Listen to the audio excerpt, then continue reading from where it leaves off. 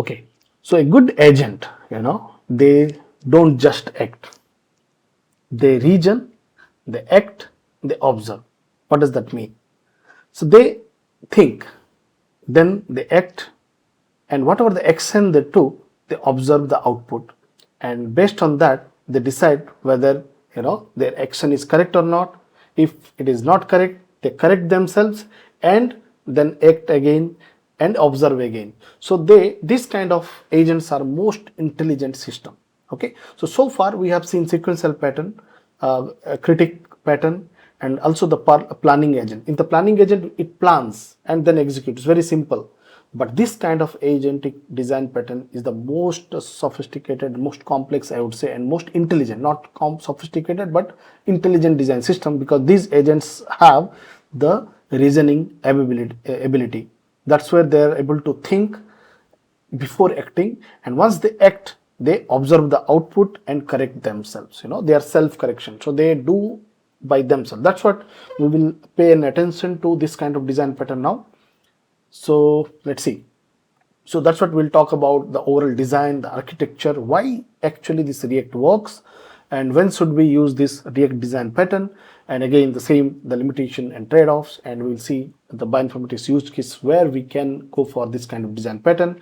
And again, we will do a very nice hands-on where I will show you how to design this system, and I will show you how the model thinks and it acts, that we'll see. So without any delay, let's start. So what happens, the design pattern? So the ReAct pattern is basically thought, action, observation. So this cycle repeats, then once satisfaction is there, then it goes to the final answer. So let's say we have a query. So first the agent will reason, means he will think, and he will analyze the problem, and he will decide whether the task is completed or not. Okay, this is a cycle. Obviously for the first iteration the task is not completed, so it will go back, it's no, so it will come here, and it will now, based on the analysis he did, now the agent will do some action. So it will do some maybe tool calculation, it will do something, and then it will give some output. And then the agent itself will observe the output, and again it will think whatever the output it got, whether it is correct or not. It is able to self think, and based on that it will check whether whatever the user has asked and whatever I have planned, whether that is complete or not. If its task is completed, it will say yes, and it will give the final answer. If not, it will go back and it will do the second action, and it will do the observe the result, and it will think, and so this cycle continues. So core idea is like this agent behavior into explicit reasoning loops. So they have a reasoning loops called, instead of one shot response, instead of directly giving one shot, they go iteratively and give the answer. Okay, so they know what to do, they act using the tools, observe the results, and repeat the process. So it will be more clear when I give more examples. So why it works? Because unlike an opaque agent doesn't tell what it is doing, but this type of agent, right, they are trained such that their reasoning is explicit and visible. That's a very important word. Explicit means we have explicitly told the agent that these agents are reasoning agents, so they have their reasoning ability, and also they make it visible. Every step they tell that, okay, I am now taking this action, and why I am taking this action. So they will tell not only their reasoning behind that taking an action. Okay, so that's why they create a clear audit trail. So it is very useful to know that, okay, I have given this task, agent did, let's say, 1, 2, 3, 4, and why he did 1, and why he did 2 after 1, and why he did 3 after 2. So there is a reasoning behind every step the agent takes. So that's why you will be able to see a clear audit trail when using this kind of design system, which is very transparency is more important for you, right? So that's why it shows exactly why an action was taken. So when an agent fails, you can see where the logic breaks down. So okay, after third step it failed, because then you can go to the reasoning why it failed. So then agent says that I tried to do this, but maybe I don't have access to XYZ tools, or maybe I don't have authentication and I failed. So it will give you the reasoning, and by looking at the reasoning from the logs, you will know that, okay, why your system breaks. So that's why the transparency is very crucial in this kind of design system. So this transparency prevents basically premature conclusion, and it reduces the hallucination, and forces grounding in the observable results, right? It will whatever the results you get, you know some baseline, the reasoning behind it. So that's what grounding is there. And when should we use? So basically when, first of all, it's a very complex problem and you don't know the solution, and solution path is not predetermined, like sequential planning, those kind of thing. Here it's like, you can say it's a black box.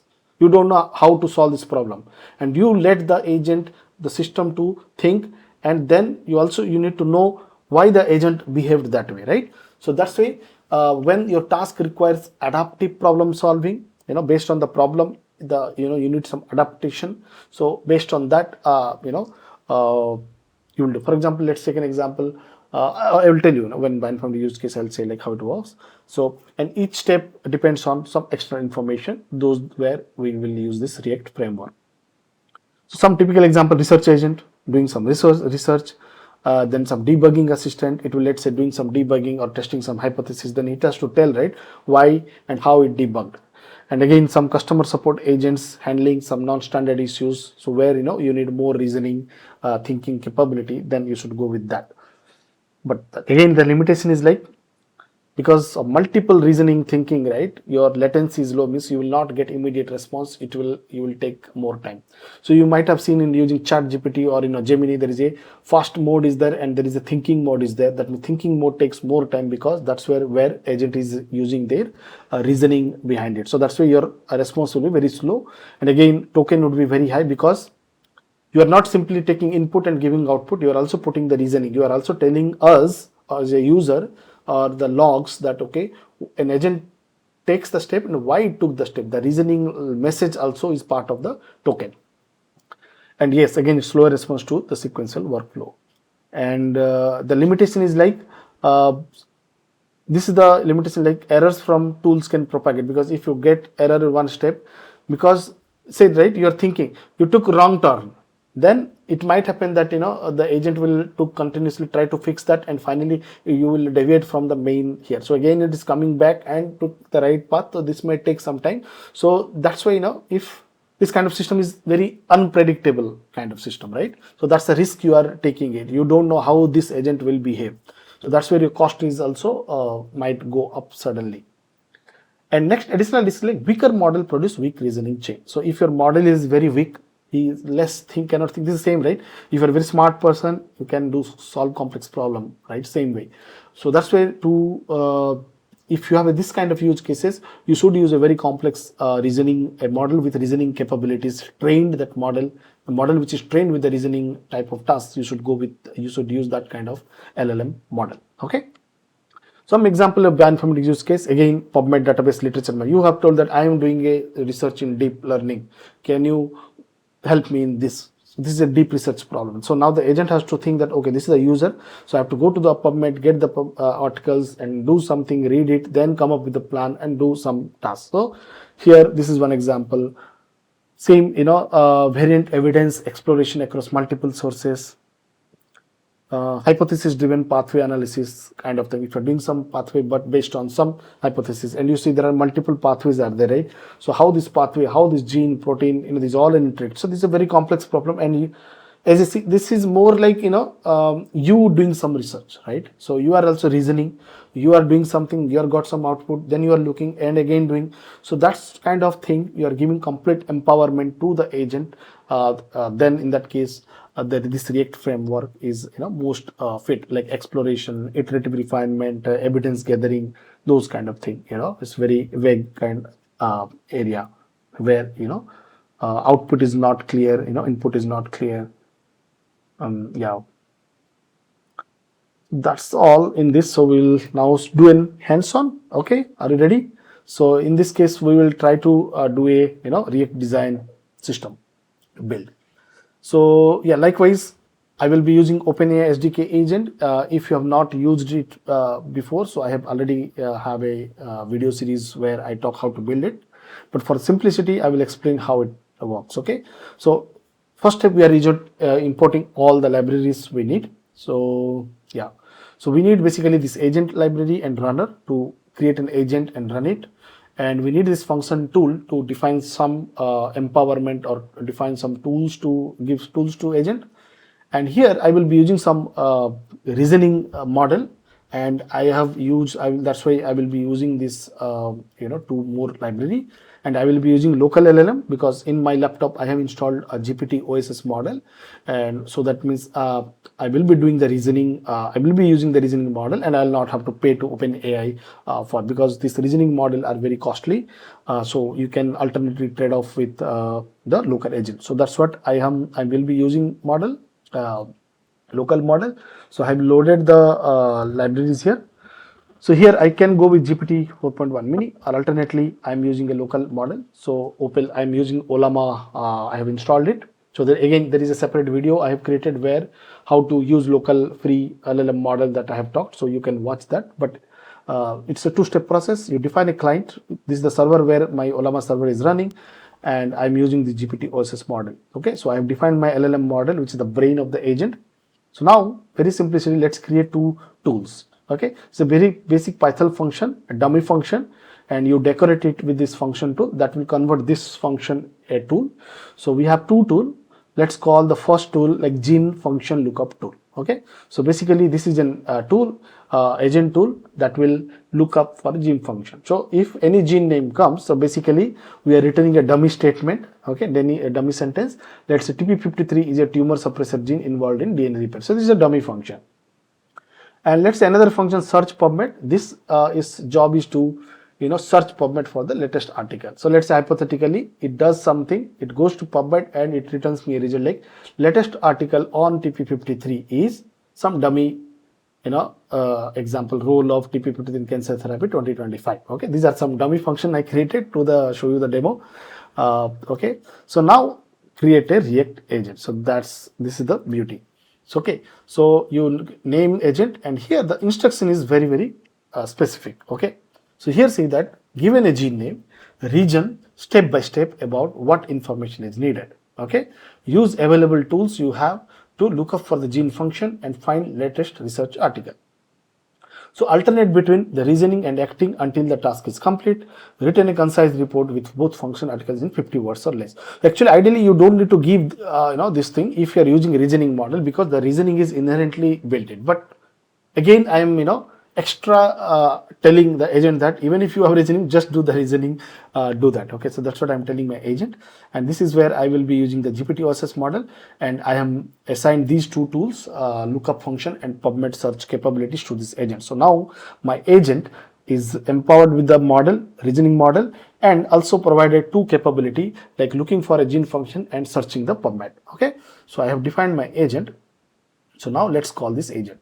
So we'll be using this trace, and let's say we are giving this gene BRCA. Okay, so what will happen? So we are not telling first look this one, then use this. We are not telling like steps, right? We are simply giving the agent that gene name.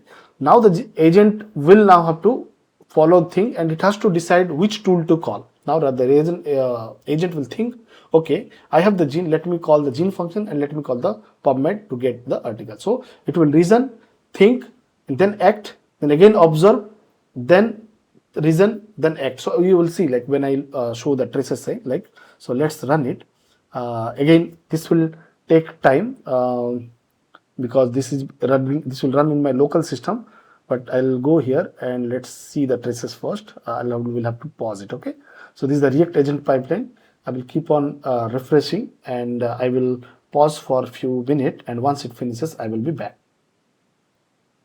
Okay, so this finished. So let's see what happens. So we called our first agent, the agent, bioreactor agent. So this is a single agent. So let's see what happens. So this is the first response we got.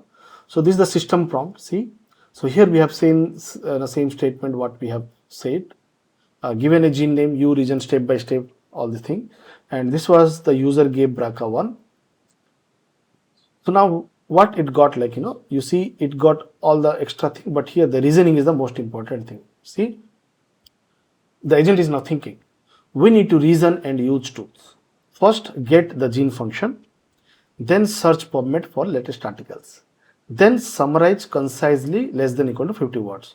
So then he says that use function, look gene function and search PubMed. So it listed. So first it will call the look gene function. Okay, this is the dummy function what we wrote. So it called the function, and it got an output. The BRCA is a tumor suppressor gene involved in DNA repair. Now first iteration happened, right? So if I come back to my presentation, here this cycle, so user get a query. So first it cycle task complete, no, right? It went to the call the first tool. Now it is now reasoning. So that's what we are now in the reasoning phase. So let's go what happens here. So it's thinking that okay, from the first call you got an output, BRCA is a tumor suppressor gene. Now it's thinking, we have the function. Next we need the we have the function means now it got the function, right? Lookup gene function. We have the now function. Next we need latest research article on BRCA1. So now use search PubMed. So it's thinking that okay, task 1 is completed but still not complete. So we have to still one more task is pending, which is the PubMed. So it will task not complete. So it will now take the action. So it went here and now it called the search PubMed function, and it called this function and we got the output. Okay, so now it is observing its result now, you see. So we'll go to the now the generation. So now it is observing. So this is how everything goes. The input was this. It first user asked this one, it called the function, it got the output, then it called the second function, it got the output, you know. So now it is again reasoning. Okay, BRCA1 is a breast cancer tumor suppressor, and this is the paper. Recent studies explore this one and this one. So finally it gives me this output. Okay, and yeah, so that's how the thinking reasoning works. So let's see what output we got here. So the output is this one, you know, the same what I showed here. So that way, if you give any gene name, what is happening based on the instruction and based on the reasoning, it has two tools and it decides automatically. It thinks, okay, I have to act, but then it calls the first function, then get the observe the output, then decides it's complete or not, then call the second function and do. So that's why this is a very intelligent system. But the main challenge is because you are giving complete autonomy to this agent. I hope you liked this design pattern. So next video we will talk about another design pattern where we will leverage multiple agents who will work parallelly to get the job done. I hope this video was useful. So thank you for watching, and I will see you in the next video. Bye.